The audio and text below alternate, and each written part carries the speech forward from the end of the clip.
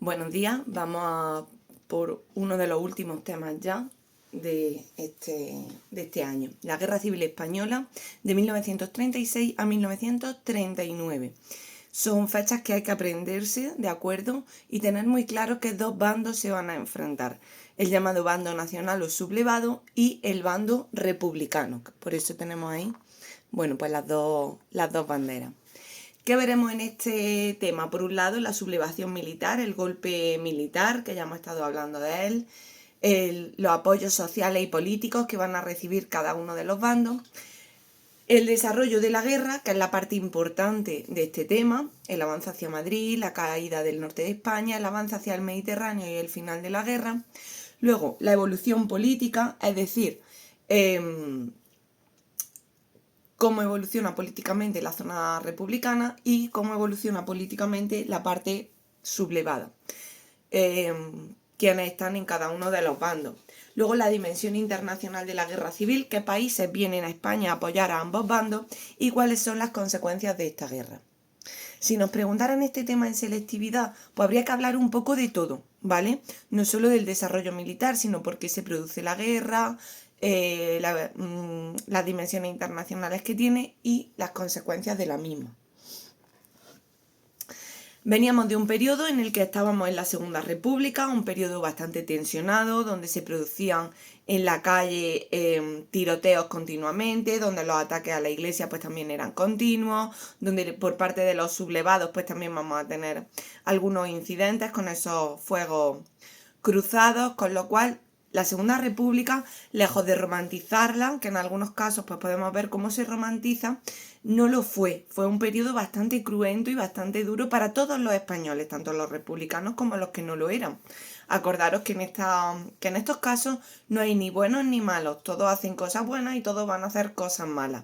Eso es una de las cosas que tenemos que tener claro en estos periodos tan tensos que vivió la nación española, tanto a finales del siglo XIX como a los primeros años del siglo XX. Hubo gente que no estaba de acuerdo en la imposición de esa república, en la elección de esa república. Acordaros que la república llegamos a ella por medio de unas votaciones. La gente votó y prefirieron que en España hubiera una república a que siguiera reinando Alfonso XIII. Alfonso XIII, ese 14 de abril, tiene que abandonar España y a partir de ese momento, desde el 14 de abril de 1931 hasta que estalla la guerra, España tiene la Segunda República. A lo largo de esa república va a haber ciertos grupos de personas que se van a ver perjudicados por las leyes de la república. Uno de esos colectivos van a ser los militares. La mayoría de los militares no eran republicanos, sino que eran pro de la monarquía, y entre esos militares estaba Emilio Mola, conocido como el Director. Él va a organizar una sublevación que organiza el levantamiento militar, el conocido como alzamiento nacional, según la denominación franquista, y es como se conoce a ese 18 de julio cuando los militares se sublevan y empieza la guerra civil. Las instrucciones que da Emilio Mola, que lo tenemos ahí en la foto, dice: las circunstancias gravísimas que atraviesa la nación, el gobierno prisionero de las organizaciones revolucionarias, la situación caótica solo se puede evitar mediante la acción violenta. La acción debe ser en extremo violenta, conquistando el poder e instaurar la monarquía militar. Lo que querían estos militares era quitar a la república e imponerse ellos en una dictadura como la que había tenido Primo de Rivera, que era militar también, ¿vale? Un poco esa era la idea que tenía esta gente. ¿Por qué de manera violenta? Pues porque obviamente el gobierno de la república no le iba a decir: sí, toma el gobierno, te lo doy. Eso es de lógica, ¿vale? Ellos tenían muy claro que si querían alcanzar el poder, los otros no se lo iban a dar de rosita, sino que había que lucharlo. Por esto no es que esté yo justificando ni mucho menos la idea que tenía Emilio Mola. Me refiero que hay que ser conscientes de la situación y de qué se estaba viviendo en ese momento. Habíamos tenido anteriormente un intento de asalto por parte de los militares a las instituciones con Sanjurjo, con esa Sanjurjada. A Sanjurjo se le había juzgado, le habían puesto una pena de muerte, al final se libra de esa pena de muerte, lo condena a cadena perpetua y había sido exiliado también a Portugal desde ese intento golpista en agosto del 32.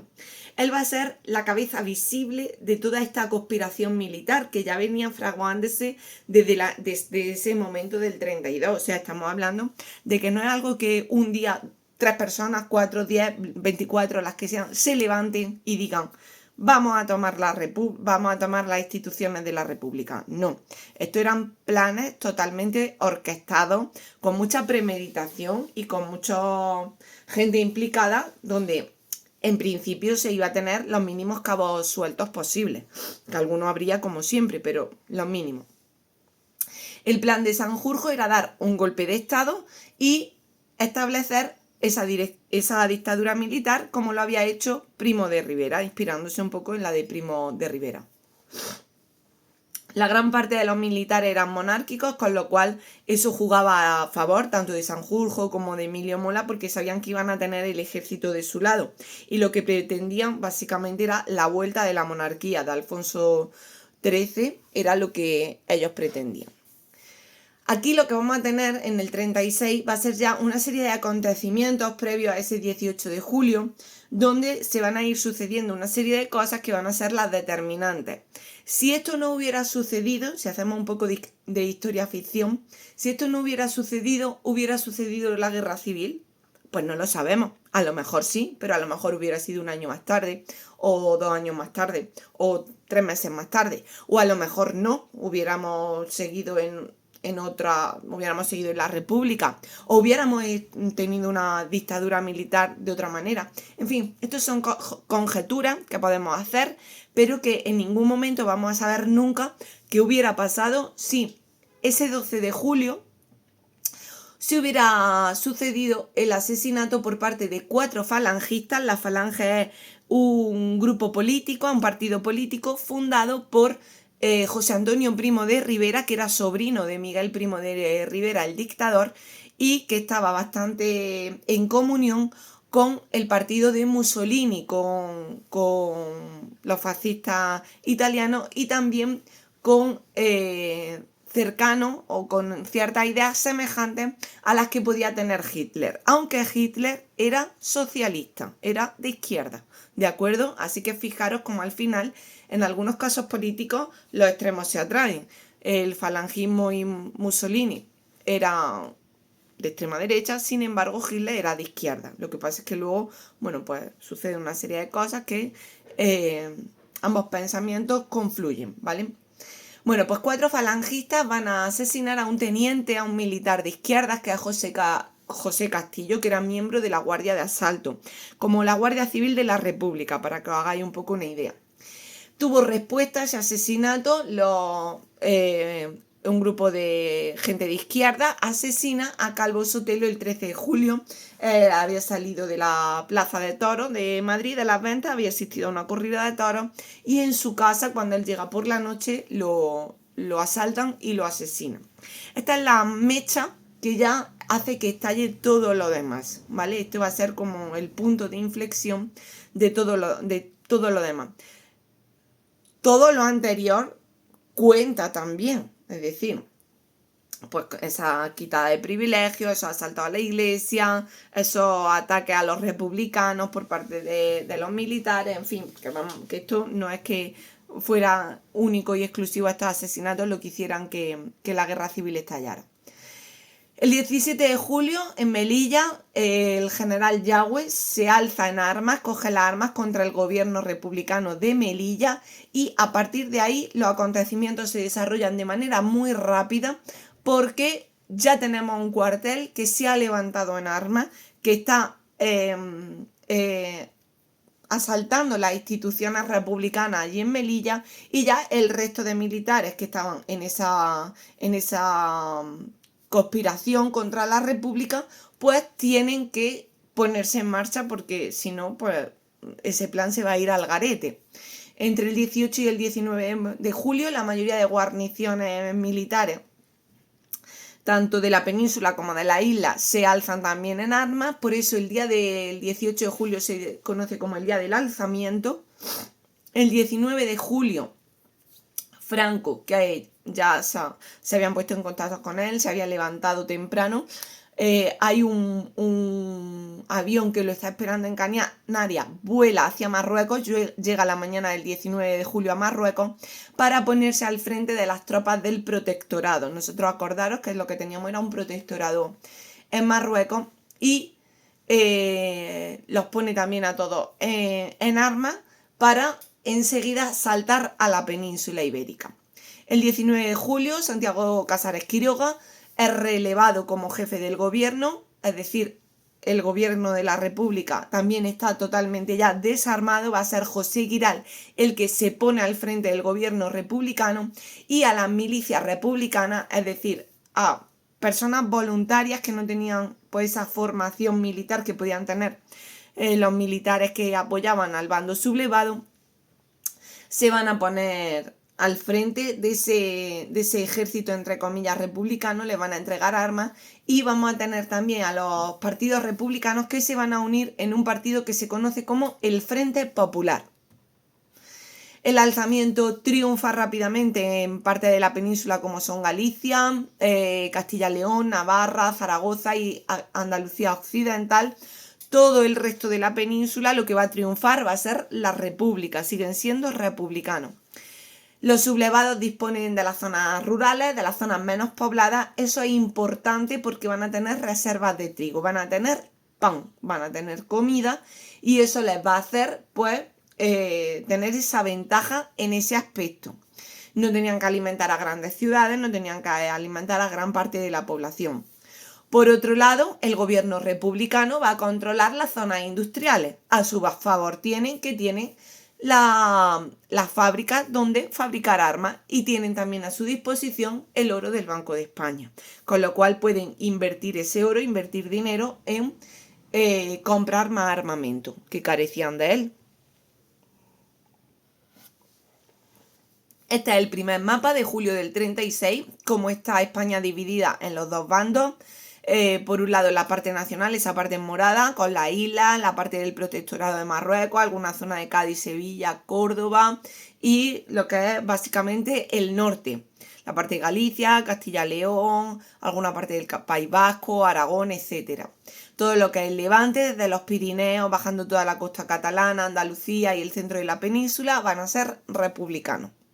Hay que tener en cuenta que llevábamos 6 años siendo republicanos, entonces claro, gran parte de la población se va a quedar en ese gobierno de la península.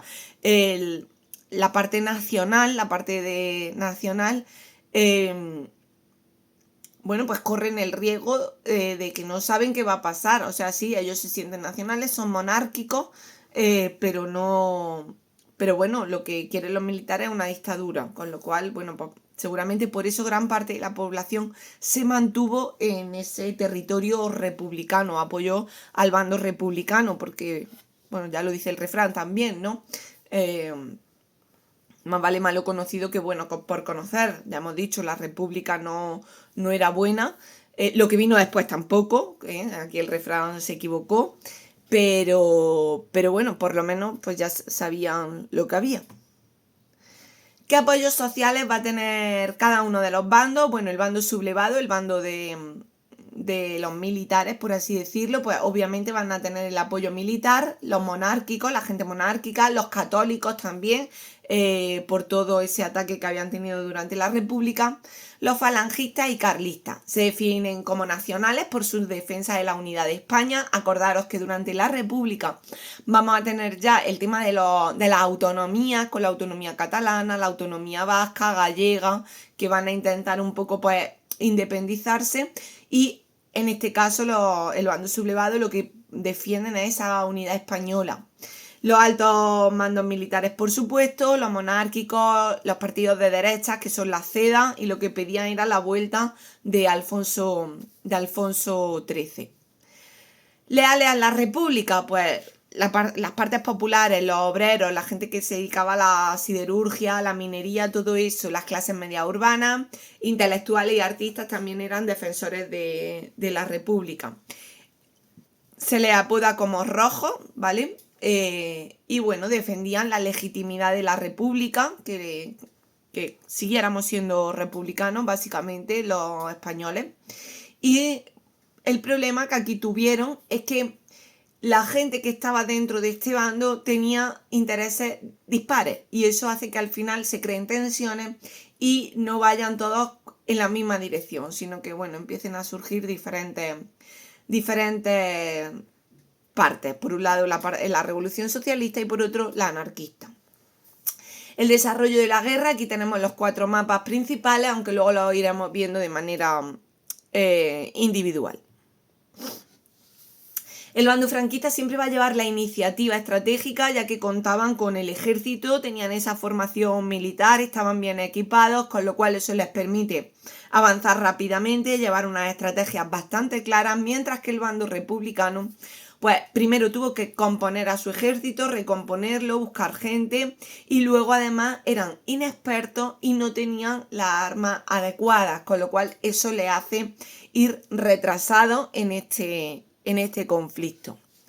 El bando republicano, además, como el gobierno tiene ese caos, han quitado a Casares Quiroga, se ha puesto Giral, se van de Madrid a Valencia, eso hace que el gobierno pues no tenga autoridad, el poder pues pasa por las milicias, los partidos políticos, los sindicatos, creando mucho conflicto, muy poca estrategia, mejor dicho.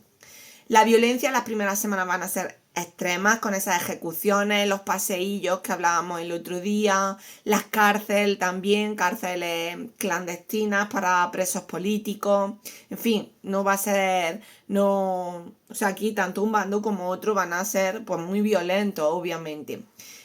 Por otro lado, el bando nacional, pues igual, van a establecer un régimen muy autoritario, no va a haber libertades civiles, va a haber ejecuciones, violencia, que aquí ninguno de los dos bandos estaba yendo a misa ni rezando el rosario, para que seamos conscientes que hoy en día pues muchas veces la publicidad, entre comillas, que nos llega de la guerra civil es solo de un lado, diciendo que los otros fueron muy malos y que ellos fueron muy buenos. No, señor. Hay que ser conscientes que en una guerra batallan los dos y en una guerra matan las dos partes y las dos partes se ven sumamente afectadas en pérdida humana porque hay que defenderse y obviamente pues para salvarme yo te tengo que matar a ti y viceversa. Entonces aquí tener muy claro que ambos bandos fueron muy cruentos con el bando contrario. El avance hacia Madrid, ese era el planteamiento que tenían estos militares, cada uno atacando desde un flanco de la península. Vamos a tener el flanco del norte dirigido por Mola, el flanco del sur dirigido por Franco, intentando tomar la capital. Se van a mover en columnas bastante ligeras, derribando a los milicianos rápidamente por ese caos que por parte de los grupos republicanos tenían. Pero aquí vamos a tener un episodio en el que Francisco Franco, en vez de ir directo a Madrid, se va a desviar y va a pasar por Toledo. No sabemos si es que le habían llegado pues lo que estaba pasando en Toledo, la toma del Alcázar, no se sabe muy bien por qué lo hizo. El caso es que el 9 de septiembre las fuerzas del norte y del sur se tenían que encontrar en la Sierra de Gredos, que es la Sierra de Madrid. Sin embargo, esta conquista de Madrid pues se va a retrasar, ya que primero Mola queda detenido en la Sierra de Guadarrama, que es otra sierra madrileña, y como a Sanjurjo había fallecido, Franco se queda convertido en el jefe del ejército y decide desviarse para ocupar Toledo. En el Alcázar de Toledo había una cantidad de nacionales allí encerrados. Se habla de unas 1000 personas del bando nacional, más unos 200 caballos y mulos encerrados en el Alcázar, rodeados por el ejército republicano.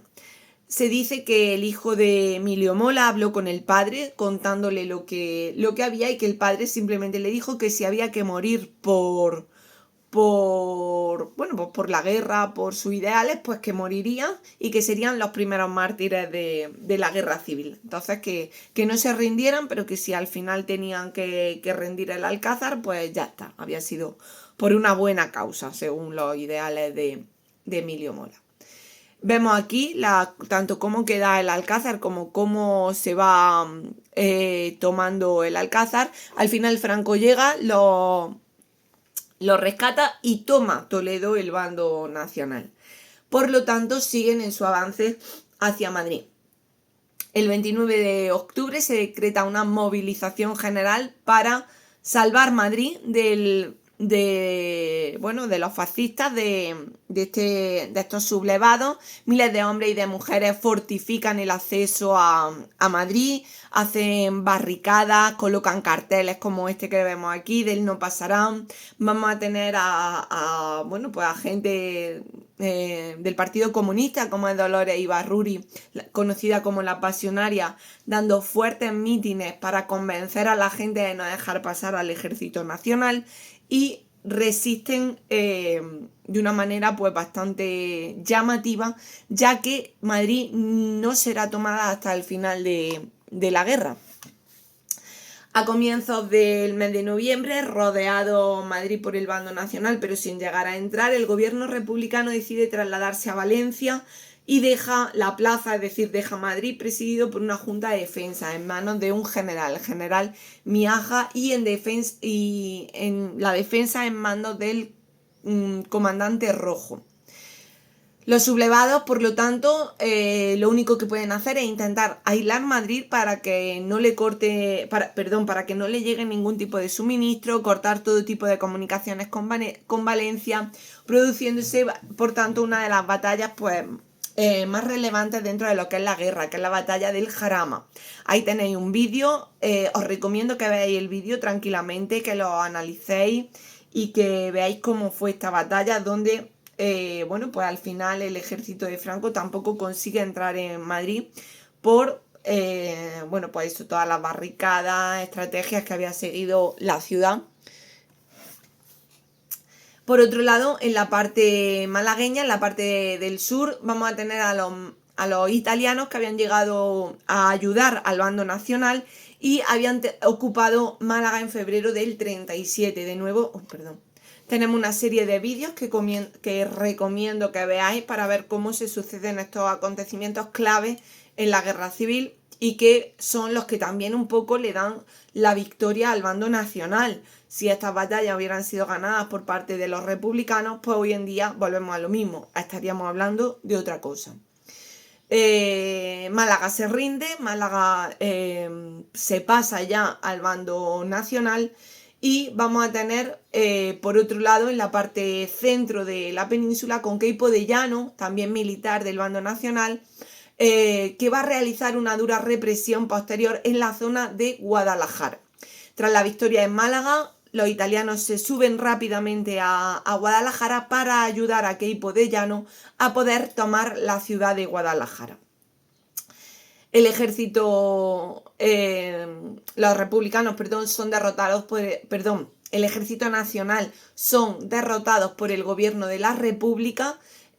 Aquí vamos a tener uno de los momentos donde ese tira y afloja entre republicanos y nacionales pues va a generar más tensión, porque las tropas están cansadas, el clima no les ayuda, hace mucho frío en la zona de Teruel, de Guadalajara, con lo cual eso hace que también las batallas sean mucho más duras por el tema del clima, y aquí van a tener una ligera ventaja los republicanos, que se aprovecharán de ella, por supuesto, y que será lo que haga que Teruel y demás pues tarden algo más en ser tomadas por los nacionales.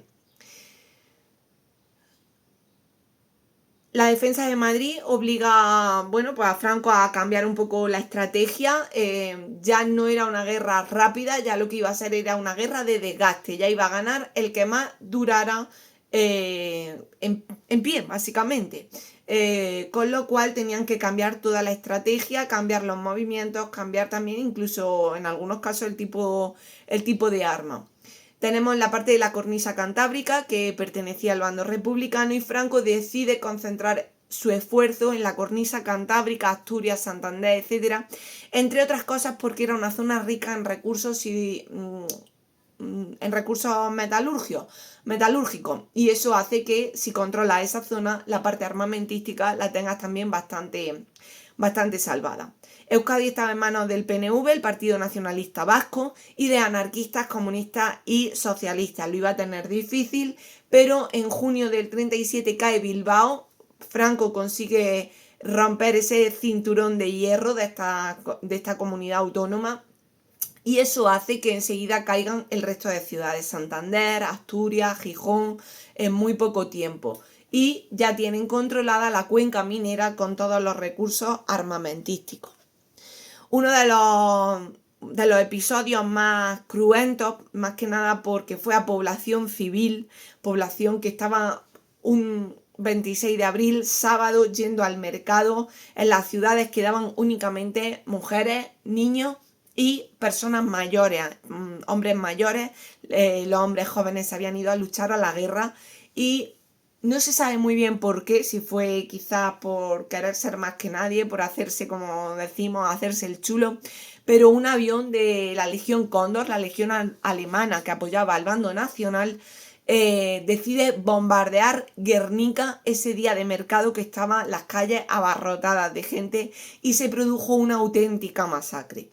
Eso va a tener, por supuesto, su respuesta por parte de los republicanos y el general Vicente Rojo, que va a ser el estratega republicano, diseña una ofensiva de distracción donde se van a bombardear dos ciudades, Brunete, que está cerca de Madrid, y Belchite, en Aragón, en dos frentes diferentes con una distancia bastante grande para distraer la atención del bando nacional. Belchite queda totalmente arrasado, lo vemos ahí en la imagen, un pueblo que no se ha recuperado, que la gente no quiso volverse allí a vivir y se hizo un Belchite nuevo, se llama tal que así, Belchite nuevo. Ambas fracasaron porque, bueno, pues los nacionales no cesaron en su ataque al bando republicano. Entre el 37 y el 38, Franco tiene muy claro que hay que romper ese cinturón de levante que había en el Mediterráneo, que era todo republicano, y aunque los republicanos todavía confiaban en que iban a ganar la guerra, habían creado brigadas mixtas, se había dotado de armamento a los mandos más profesionales y habían ganado en esa ofensiva entre Guadalajara, también Teruel, parte del territorio, pero fue, por así decirlo, pues un espejismo dentro de la guerra civil. Ganaron muy poquito terreno, eso les sirvió para un poco crecerse moralmente hablando, pero enseguida el bando nacional hizo la contraofensiva, recuperó Teruel y la idea de Franco era seguir con el ejército hacia el frente aragonés para romper ese cinturón de levante del bando republicano que teníamos en la costa mediterránea, que llegaba desde los Pirineos hasta pues la zona de Almería, Granada. En esa gran ofensiva las tropas franquistas provocan la toma de Vinaroz. En abril se había quedado ya dividido ese bando republicano, perdón, y eso hace que los republicanos disculpad, tenga que dividir a su ejército para defender por un lado la zona catalana y por otro lado para la defensa de la zona de centro-este de la península ibérica. Todo ello marcado con la moral ya muy tocada por las diferentes pérdidas. En julio del 38 el ejército popular cruza el río Ebro, los ríos son fronteras naturales, igual que las sierras, y entonces, bueno, pues a un lado y a otro estaban ambos bandos.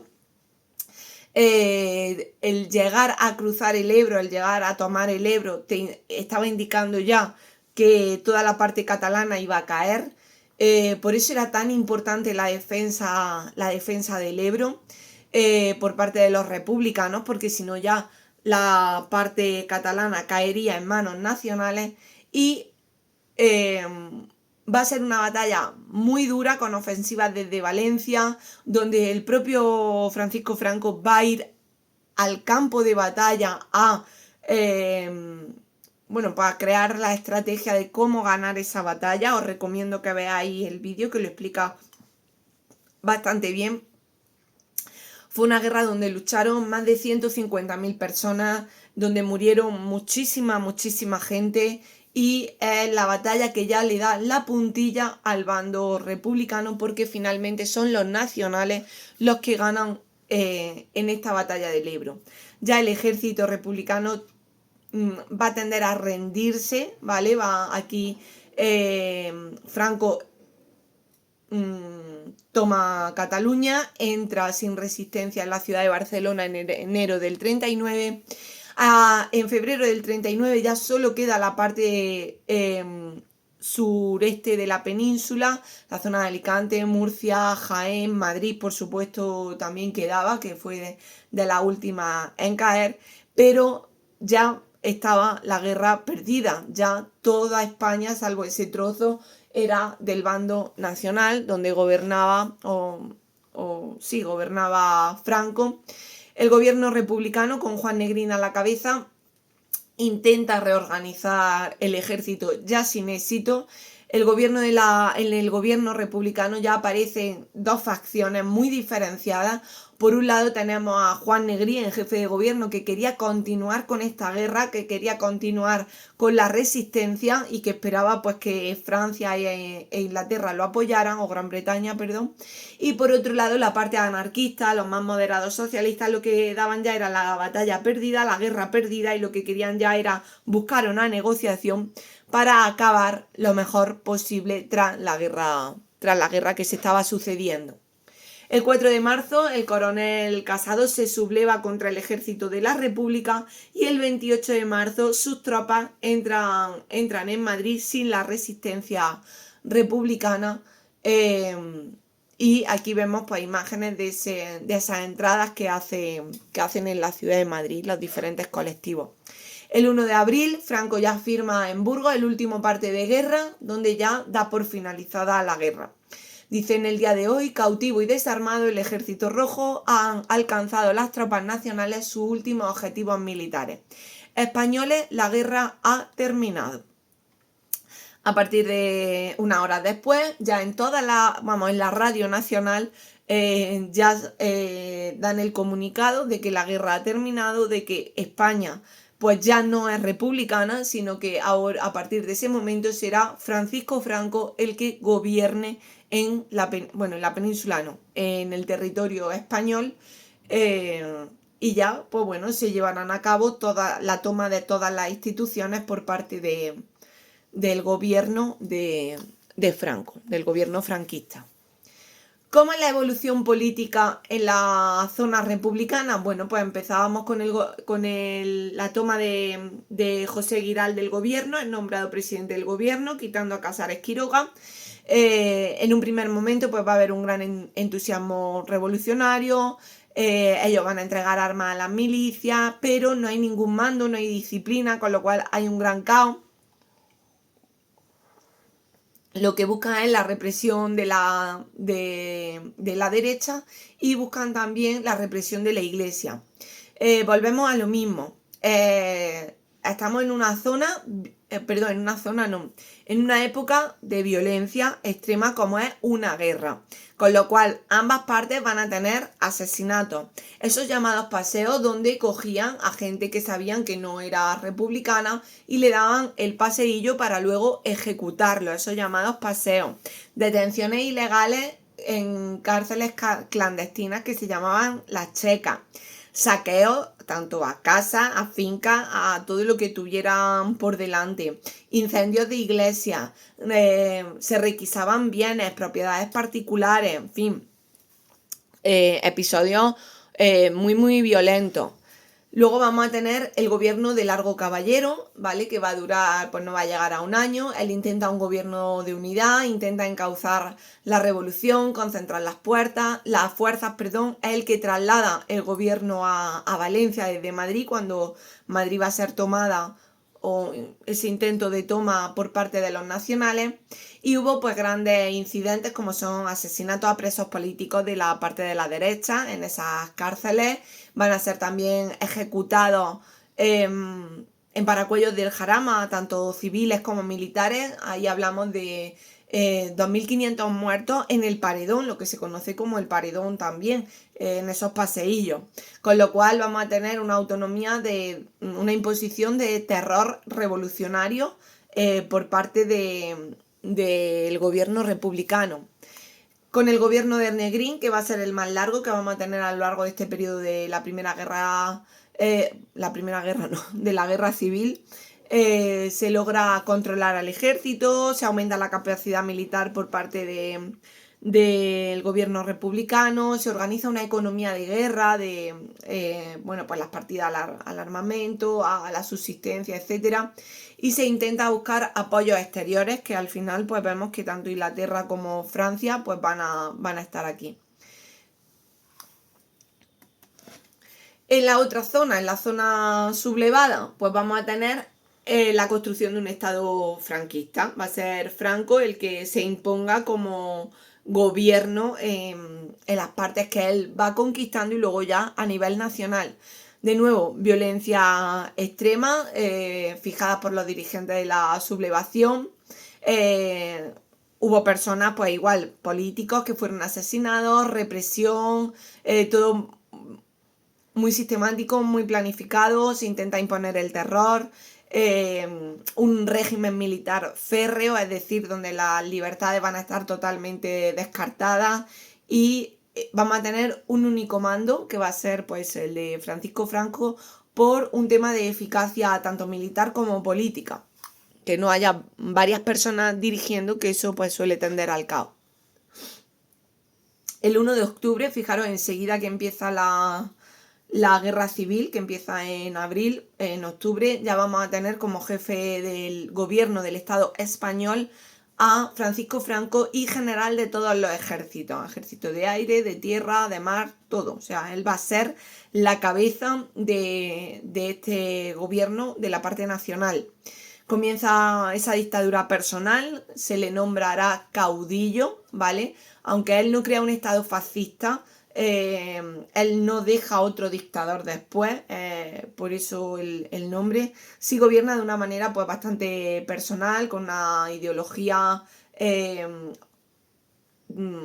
extrema derecha y con un nacionalismo exaltado, es decir, España por encima de todo, no un nacionalismo vasco o un nacionalismo catalán, no, España. Crea un único partido, que es Falange Española, tradicionalista de las JON, o Fe de las JON, que se conoce, un partido fundado por el sobrino de Miguel Primo de Rivera, por José Antonio Primo de Rivera, y que va a ser el que, bueno, durante toda la dictadura vaya a ser el único que existe, que permiten, básicamente. El resto están totalmente ilegalizados. Se paralizan las reformas agrarias, las fincas se devuelven a los propietarios, la Iglesia recupera la influencia que había perdido durante la República, aparece un nuevo término que es el nacionalcatolicismo, que es el partido el ideal político con el que se asocia el partido de Falange, aparece la ley de responsabilidades políticas, es decir, todos aquellos que se opongan al régimen franquista pues van a ser declarados rebeldes con sus correspondientes penas o bien de cárcel o bien de ejecución o ya en algunos casos multa de pagar. Con lo cual, pues bueno, esto ya nos está indicando qué va a ser lo que va a venir después. ¿Cuál es la dimensión internacional de la guerra? Bueno, pues en el bloque republicano vamos a tener la colaboración de Francia a nivel tanto político como militar, los norteamericanos que van a traer las brigadas internacionales, la Unión Soviética a la que, bueno, pues a la que le vamos a comprar armamento, por eso el oro del Banco de España en muchas ocasiones se fue para allá, y luego México, que también ayudará al bando republicano con las armas. Por otro lado, en el bando sublevado nacional, pues vamos a tener a Italia y Alemania con el fin de pedirle ayuda tanto de aviones como de armas. Alemania envía a la Legión Cóndor. En Italia, pues viene una unidad del Corpo Trupp volontari, no sé cómo se pronunciará en italiano, que es el ejército italiano que se vino a luchar aquí a España. Y luego aparte, pues voluntarios de Portugal, irlandeses y de otras naciones, lo que ya nos marca ese carácter internacional que pudo tener la guerra civil, que una guerra civil siempre, da igual en el país en el que estemos, es cuando lucha la gente de un mismo país, entre ellos. Es verdad que en esas guerras civiles puede haber ayudas internacionales, pero en la guerra civil siempre es la gente de ese país. Estos bloques, tanto el bloque republicano como el bloque nacional o sublevado, lo que va a ser es el principio de esos bloques que luego estarán en la Segunda Guerra Mundial, ¿vale? Todo esto no deja de ser un arrastre de la Primera Guerra Mundial, vamos, primero de ese reparto de África y de Asia, ¿vale? Que nosotros no lo hemos visto porque nosotros solo estamos viendo historia de España, pero lo explicamos un poco, ese reparto por parte de los europeos de estos dos continentes, que luego desemboca en la Primera Guerra Mundial. La Primera Guerra Mundial no es que desemboque la guerra civil en ella, para nada, pero sí que hay bandos muy claros y que España, dentro de los propios españoles, pues algunos van a apoyar a un bando y otros a otro, aunque nunca participamos de la Primera Guerra Mundial, y a estos bloques que se van a mantener en la Segunda Guerra Mundial, ¿vale? Y igualmente, España no participó en la Segunda Guerra Mundial, ¿de acuerdo? ¿Cuáles son las consecuencias de la guerra? Bueno, pues las consecuencias de todas las guerras, no solo de la nuestra, es las pérdidas demográficas. Nosotros hablamos entre 300.000 y 500.000 víctimas, más la gente que se fue al exilio, que se tuvo luego, una vez acabada la guerra, que se tuvo que marchar de este país. La destrucción de todo prácticamente, edificios, carreteras, trenes, el campo, ganado también, que el ganado también fallece, bien de inanición, bien por hambre o bien porque, bueno, pues le pilla y demás. Con lo cual todo eso luego hay que reconstruirlo. Se vuelve a una economía agraria, la gente vuelve de la ciudad al campo, porque en el campo tú puedes cultivar, puedes tener tus animales y eso te va a permitir por lo menos tener cierto alimento. La vida en las ciudades es muy dura, es muy fría y en el campo, pues bueno, todo esas comodidades, por así decirlo, que no son comodidades, es que te puedas alimentar, pues lo tenían. El exilio de muchísimos intelectuales que eran republicanos y que por lo tanto cuando acaba la guerra civil, pues, a ver, no es que se vieran obligados, es que si se quedaban aquí, pues podían acabar en la cárcel o asesinados. Con lo cual, pues se marchan, muchos de ellos se marchan a Francia, se marchan también a Sudamérica, con lo cual el nivel cultural del país quedó totalmente desaparecido en ese momento y pues lo que decíamos, el precedente de la Segunda Guerra Mundial que se inicia en el 39, pocos meses después. ¿Por qué? Pues porque esos bloques estaban muy divididos en Europa también, la parte comunista, la parte del fascismo y bueno, pues como ya se habían enfrentado anteriormente, la guerra civil también se enfrentan, bueno, pues al final desemboca también un poco en eso. Así que nada, pues con esto acabamos el tema. El martes corregiremos las prácticas o veremos las prácticas y veremos las preguntas cortas y ya está. Que descanséis el puente, que cojáis fuerzas, que ya solo queda un mes para selectividad y aquí ya sí hay que echar el resto, ¿de acuerdo? Así que pues nada, un saludo y que paséis buen puente.